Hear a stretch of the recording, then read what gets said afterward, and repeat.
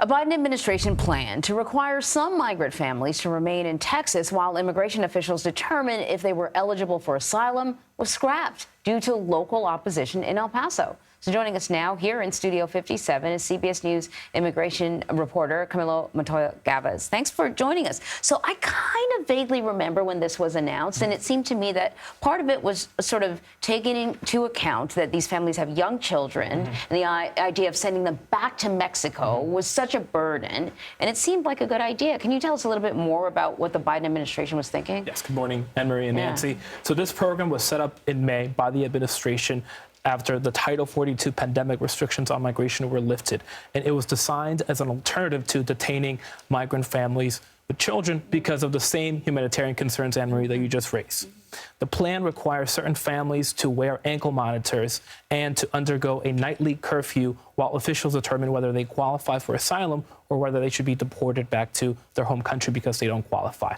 Right now, those families are allowed to go to places like New York, Denver, Chicago, all these cities that are struggling to house migrants right now. But in September, the administration developed a plan to require these families to stay in El Paso near the U.S.-Mexico border in Texas. The idea was that that was going to deter migration because the families would not be allowed into the interior of the country to places like here in New York.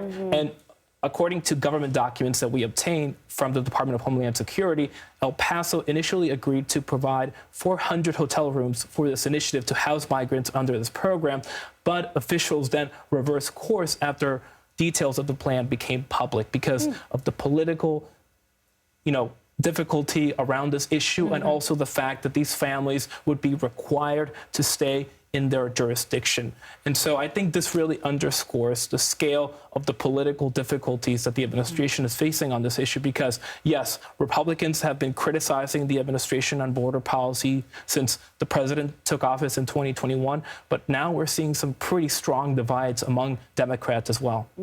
As part of all this, the administration also tried to implement the plan called FIRM. Is that also running into the same kind of political divide and challenges that you were speaking about before? This is the same program. The same right? program, okay. Correct. So this was going to be a change to that program that would require families to stay along the border instead of in the interior like places here in New York. The program is expediting the processing of families. The families enrolled in it are getting decisions much more quickly. So those who are eligible for asylum are getting decisions much more quickly, and those who don't qualify are being deported much more quickly than the average. However, the administration does not have the resources, the staffing, or as we just mentioned, the local support necessary to scale this up across the entire U.S.-Mexico border. And the administration has only been able to enroll several thousand families in this initiative, despite the fact that, for example, in September, more than 100,000 parents and children traveling as families entered U.S. Border Patrol custody. That is the highest tally in any given month. Wow. I'm glad you're here because it seems like with the Biden administration and border policy, it's been a lot of back and forth. And sometimes, they're fighting policies that were implemented under the Trump administration. And the argument, it's almost difficult to understand whether this was a Trump policy that the Biden administration is trying to reverse or whether it's the opposite. How is the administration doing on border policy? I think for the first 2 years, the administration really struggled to articulate its strategy on this issue, right? Yeah. And you just underscored that. However, this year, they unveiled a new strategy that paired expanded opportunities for migrants to enter the country legally if they have sponsors or if they download this phone app in Mexico, as well as stricter asylum rules for those who cross into the U.S. illegally.